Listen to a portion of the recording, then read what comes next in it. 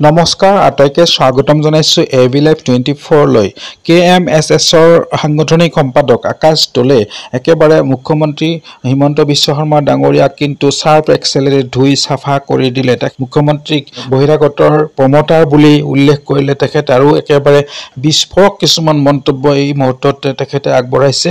হিমন্ত বিশ্ব শৰ্মা খিলঞ্জীয়াৰ শত্ৰু বুলি তেখেতে উল্লেখ কৰিব বিচাৰিছে আৰু আহকচোন চাইলো তেখেত আকাশ দলে ডাঙৰীয়াৰ মন্তব্যবোৰ কি আছে যুক্তিপূৰ্ণ কথাবোৰ কি আছে চাই লওঁ।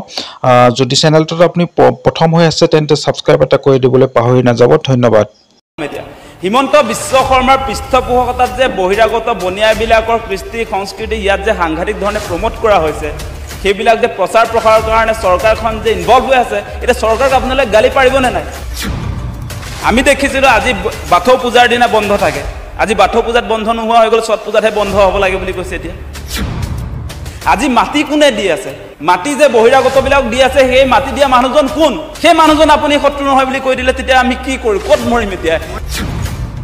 আজি বিজেপিৰ শত্ৰু নহয়, আজি হিমন্ত বিশ্ব শৰ্মা শত্ৰু নহয়, আজি নৰেন্দ্ৰ মোদীৰ শত্ৰু নহয়, আজি এই কি নাম এইটো অমিত শ্বাহ শত্ৰু নহয়, তেনেহ'লে শত্ৰু কোন আমাৰ? কাৰ নেতৃত্বত অসমখন এতিয়া বহিৰাগতৰ দখলত গুচি গ'ল? এই আন্দোলনবিলাক তেওঁ হাইজেক কৰে বিভিন্ন সময়ত। আজি যিজন মানুহৰ নেতৃত্বত আমাৰ এই 5জন যি শ্বহীদ হৈ গ'ল কা আন্দোলনৰ সময়ত, সেই আমাৰ শ্বহীদসকলৰ যিদিনা তেওঁলোকে গুলীয়াই হত্যা কৰিলে, জি পি সিঙক দিল্লীৰ পৰা অসমলৈ ডিপুট কৰি ইয়ালৈ আনি সেইদিনাই আচলতে আমাৰ 12 ডিচেম্বৰ তাৰিখে আমাৰ 5জন ল'ৰাক গুলীয়াই মাৰি দিলে।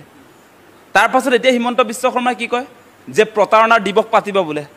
শ্বহীদ দিৱসৰ কথা কৈ আছোঁ আমি। সেই শ্বহীদসকলক তেওঁ এতিয়া বৰ্তমান সময়ত কি কৈ আছে? এই শ্বহীদসকলক মানে কি আমাৰ অসমৰ যিবিলাক সংগঠন আছে, যিবিলাকে আমি অসমবাসী ৰাইজে কেৱল সংগঠনে সেই আন্দোলন কৰা নাছিলে, অসমীয়া জাতিৰ অস্তিত্ব ৰক্ষাৰ সংগ্ৰাম আছিলে কা আন্দোলনটো। গতিকে হিমন্ত বিশ্ব শৰ্মাই সেই আন্দোলনটোক হাইজেক কৰি আজি আমাৰ যিসকল শ্বহীদ হ'ল, যিসকল তেজাল যুৱকক তেওঁলোকে গুলীয়াই হত্যা কৰিলে, তেওঁলোকৰ মৃত্যুৰ দিনটোত তেওঁলোকে প্ৰতাৰণা দিৱস পাতিব খোজে, অসমবাসী ৰাইজৰ বিৰুদ্ধে গৈ সেই কাম কৰিব খোজে। গতিকে হিমন্ত বিশ্ব শৰ্মাৰ এই মানে যিবিলাক তেওঁ পাকচক্ৰত মানুহক লৈ গৈ আচলতে ডাইভাৰ্ট কৰি থাকে, গতিকে ইয়াৰ পৰা আমি সাৱধান হ'ব লাগিব। এতিয়া অস্তিত্ব ৰক্ষাৰ যিটো সংগ্ৰাম ইতিমধ্যে আৰম্ভ হৈছে, খিলঞ্জীয়া মানুহৰ অসমত নেতৃত্ব থাকিব লাগে বুলি আমি সকলোৱে কৈছোঁ। সঁচাকৈও বৰ্তমান সময়ত আমি সংকটত পৰিছোঁ। আজিৰ দিনটোত আপোনালোকে নিশ্চয় লক্ষ্য কৰিছে যে সেই কথাটো মানে আমি যে অস্তিত্বৰ সংকটত ভুগিছোঁ, তাৰ কাৰণে আজি ৰাজপথলৈ আমাৰ ৰাইজেও ওলাই আহিছে। আজি জাতীয় জনগোষ্ঠীয় সংগঠনৰ নেতৃত্বত আমাৰ হাজাৰ হাজাৰ মানুহ ৰাজপথলৈ আহিছে পুনৰবাৰ।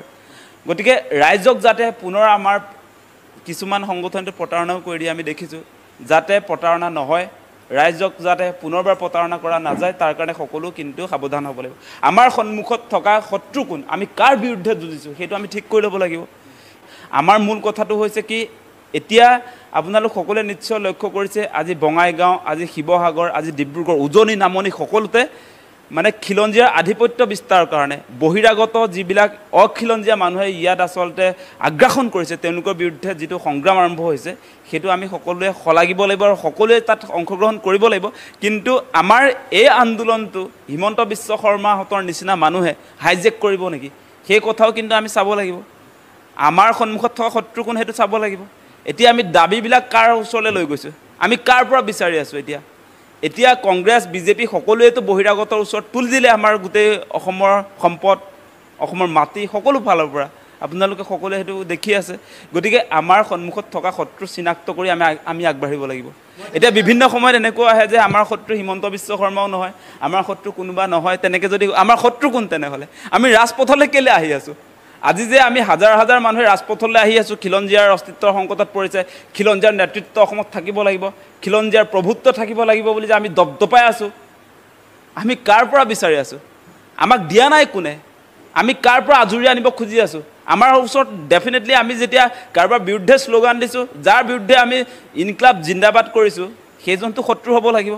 এতিয়া আমি সন্মুখত থকা শত্ৰুটোক কিন্তু চিনাক্ত কৰা নাই। এতিয়া ধুৱলি কুঁৱলি হৈ যায় বিভিন্ন সময়ত। নিজেও ভাবক, এতিয়া হিমন্ত বিশ্ব শৰ্মাৰ শত্ৰু নহয় বুলি কৈ দিলে মই ভাবি আছোঁ মানে কাহিনীটো। এতিয়া শত্ৰু কোন তেনেহ'লে?